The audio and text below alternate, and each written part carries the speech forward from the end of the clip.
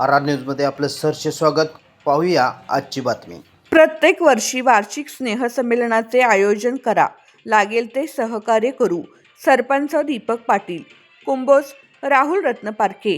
हिंगणगाव प्राथमिक विद्या मंदिराचा वार्षिक स्नेहसंमेलन हा 10 वर्षांनी पार पडला असून तरी शाळेने यावर्षीप्रमाणे प्रत्येक वर्षी वार्षिक स्नेहसंमेलन आयोजन करावे, त्यासाठी ग्रामपंचायतच्या माध्यमातून लागेल ते सहकार्य करण्याची ग्वाही लोकनियुक्त सरपंच दीपक पाटील यांनी दिली. या कार्यक्रमाच्या अध्यक्षस्थानी उपसरपंच कविता कोळी होत्या. कार्यक्रमाची सुरुवात दीपप्रज्वलनाने, प्रतिमा पूजनाने करण्यात आली. त्यानंतर व्यासपीठावर विविध मान्यवरांचा सत्कार व आदर्श विद्यार्थ्यांचा बक्षीस वितरण संपन्न झाले.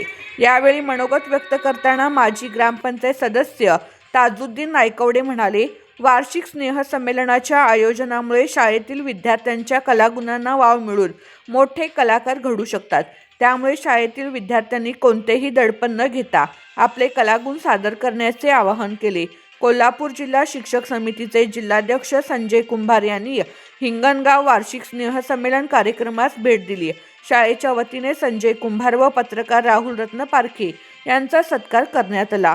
उपसरपंच कविता कोळी, ताजुद्दीन नायकवडे, सदस्या रेश्मा गायकवाड, अभिजित कोळी, अविनाश माने, शालेय समिती सदस्य संतोष तेरदाळे, अभिजित कोळी, मिरसो नायकवडे, सामाजिक कार्यकर्ते अविनाश गायकवाड, संतोष नाडे, सूत्रसंचालन भानुदास वसगडे, मनोहर ढबू यांनी केले.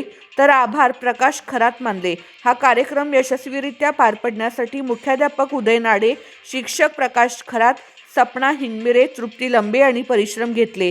आर न्यूजसाठी राहुल रत्नपारखे, हिंगणगाव, कुंभोज.